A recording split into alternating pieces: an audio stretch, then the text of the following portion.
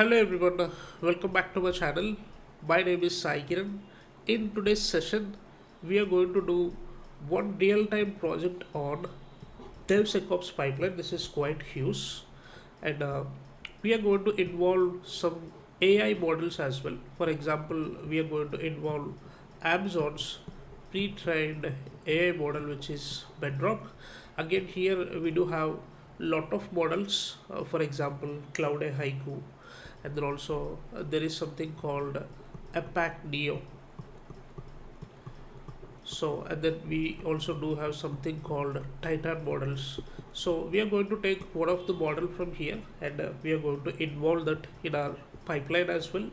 So before jumping onto the infrastructure configuration, so let's try to understand the why factor first. Why I am doing this, and what was the purpose of doing this? See, for example, we'll be having some healthcare applications, right? So the moment you open that healthcare applications, previously there were no chatbots. Those were like manual chatbots. The moment you click on it, so it's going to open and it's going to connect to one of your agent, right? So this agent will be physically sitting in the office location. Now, once after we were in the revolution of AI, so now what we are trying to do is we are trying to create an AI bot here, okay, in healthcare app. So in this, with this AI bot, what exactly we're going to achieve is, let's say for example, a test user called user one. So this user is feeling with some symptoms like hand pain or shoulder pain, and slowly that pain is transferring to the right side or left side of the chest, which something sounds like an abnormal. And the same symptoms this user is going to pass to our bot. So this bot is going to analyze. So in the background we'll be having the Bedrock AI models. So this is going to triage, or this is going to analyze the user's symptoms correctly, and it's going to tell us the severity, and then also it's going to schedule an appointment with the doctor. So this is the target we are going to try to do with this AI mini bot, guys. All right. So before jumping to the infrastructure configuration, this is again quite lengthy. I would like to let you know the prerequisite for this. See, you should know at least one cloud. I am more expertise in AWS cloud, and also you should know DevOps tools as well. DevOps tools in the sense we'll be having a lot of tools. For example, you should know Git, you should know Terraform, Docker, at least one CI/CD tool, one monitoring tool, and then one containerization tool here. And then also you should be well versed with the Kubernetes. See, the reason why I'm saying this as a prerequisite for this project is, in now we are going to watch all the configuration files, because those are quite huge. If I go and explain line by line each and everything, then it's going to take ages to complete this project.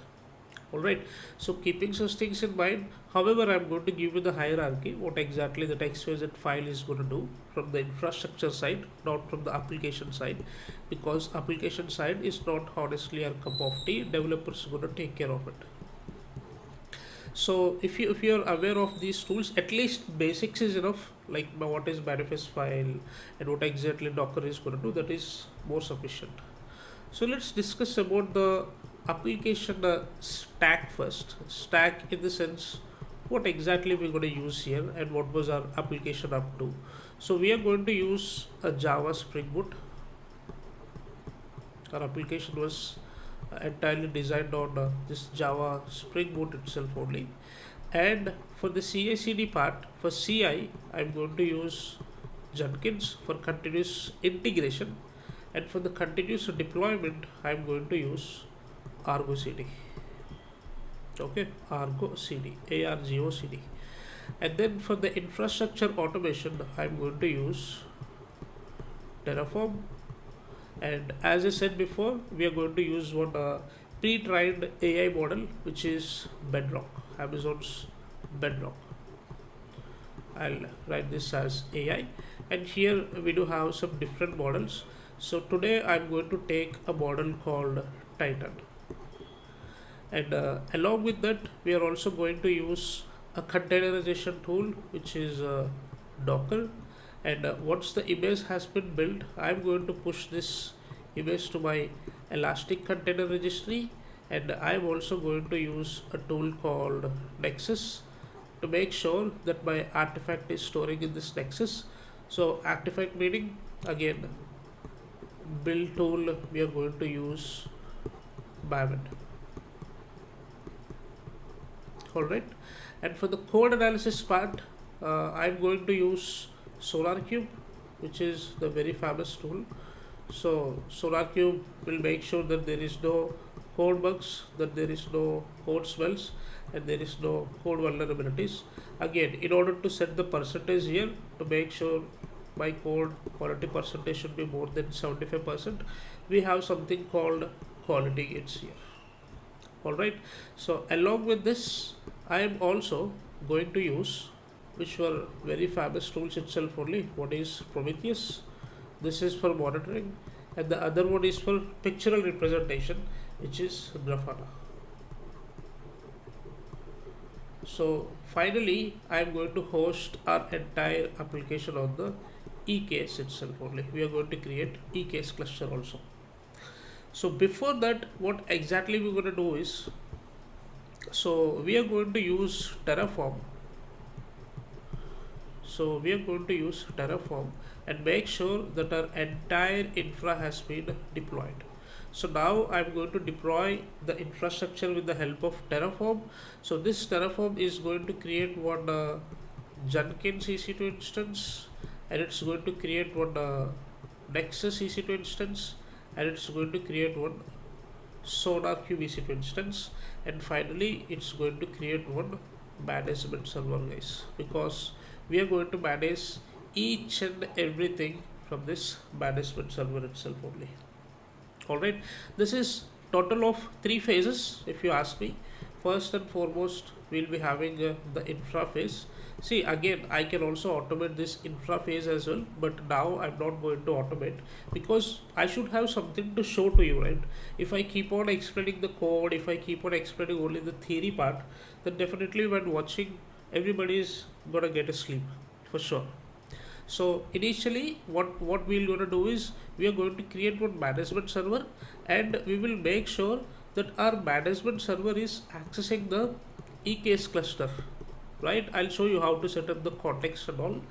And then what we'll do is we'll slowly install all the infrastructure, but from the background EKS cluster and everything, subnets, VPCs, whatever required for the EKS dependencies, all were deployed from the Terraform itself only, but still from the management cluster we will connect to our EKS cluster. Sorry, from the management EC2 instance we are going to connect to the EKS cluster, and from the management server we will be running some packages like kubectl is one of the package, or EKS Ctl is one of the package. Like Jenkins also needs access, SonarQube also needs access, Nexus also needs access. We have to install CLI tools here like AWS CLI, and then we also have to install Docker. So all this part we are going to do it manually, and I have written everything in a step-by-step way part. See, if you watch here, everything is organized. Yeah, this is the one. See, all steps we are going to implement. This takes quite long time, but we'll make sure that we are doing it perfectly. Alright, along with this, also we are going to use two private repos here, GitHub repos, not public repos, only private repos only. In one repo we are going to keep our application files only, and in the other repo we are going to keep only our infrastructure files. So in real time also you will see the both repositories separately, guys. Alright, nobody is gonna tell you. I know how these trainings are in the offline, on the YouTube as well. Like most of them say very basic stuff and they say this is the real time, but to be honest, no. So in real time you're not going to work more on the application repositories, because your application repositories will be monitored by your developers, not by you. and infra developers will be taken care by cloud or DevOps or SRE or platform, all these people. Right.